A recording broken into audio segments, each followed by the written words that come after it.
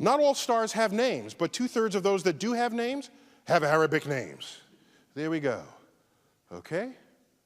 There they go. And you might say, well, how did this come to pass? Where did that come from? What was going on? Because if you think of the Middle East now, and it's not where you're not saying, hey, these are folks naming stars. You go back 1,000 years, Islam, 800 to 1100. In that period, it's generally called the golden age of Islam, of Islamic science. Golden age, there was no greater golden age in the history of the world before or after. When you look at the sum of advances that came out of that period in Baghdad, algebra was invented in that period. Algebra is itself an Arabic word. Algorithm is an Arabic word. Our numerals are Arabic numerals. You ever wonder why? You ever stop and think why they're called Arabic numerals? In that period, mathematics took great leaps and bounds. Agriculture, engineering, medicine, navigation. Star maps were made to assist navigation. Astrolabes were crafted. Then it all stopped. It ended. If you're a historian, typically you focus on history as marked by changes of kings and leaders and wars. That's the lens through which many historians look at the past.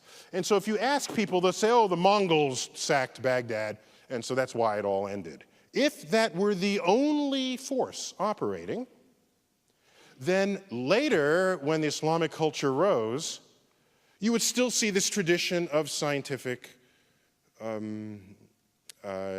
innovation.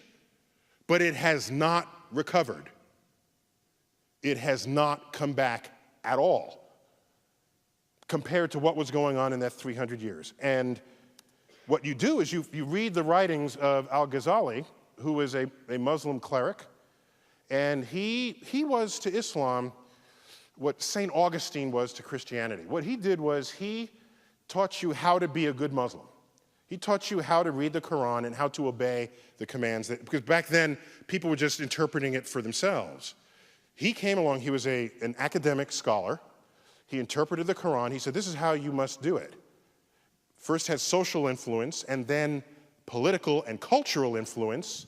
And basically, his interpretation took over.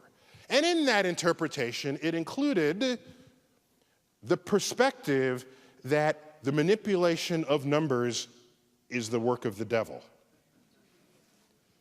This cuts the kneecaps out of any mathematical advances that would unfold.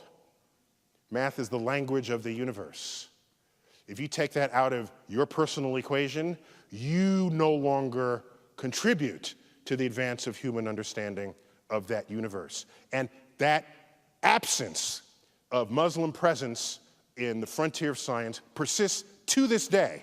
Take a look at the Nobel Prize from 1900 to 2010. I can do this for the Jews, for example.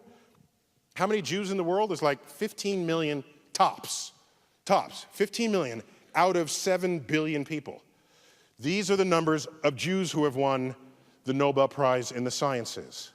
25% of the Nobel Prizes. We have a Jewish person in the audience. Congratulations. Okay, fine. Okay. This is rightly something to be extraordinarily proud of. The traditions of Jews in the 20th century is one of education and scholarship. In earlier centuries, it was one of very strict sort of study of the Torah, did not involve the natural world. This was a later emergence of the Jewish culture to exhibit this. Let's look at the numbers for Islam. So these are Jews. There are 15 million Jews, 25% of the Nobel Prizes. There is 1.3 billion Muslims in the world. These are the numbers. 2.5.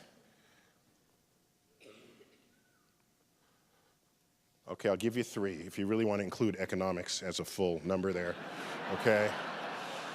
If you got to give it a full number, okay.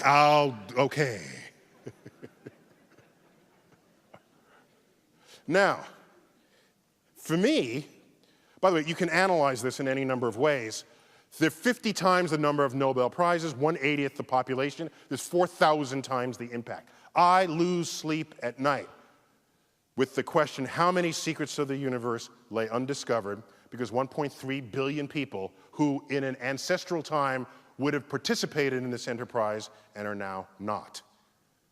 That's what I think of as a scientist. Whole populations. By the way, there are other populations that never contributed. I'm not going to them and blaming them. I'm talking about a population that already did contribute. It's in the cultural heritage already. All we're asking is to resurrect it. It has not happened.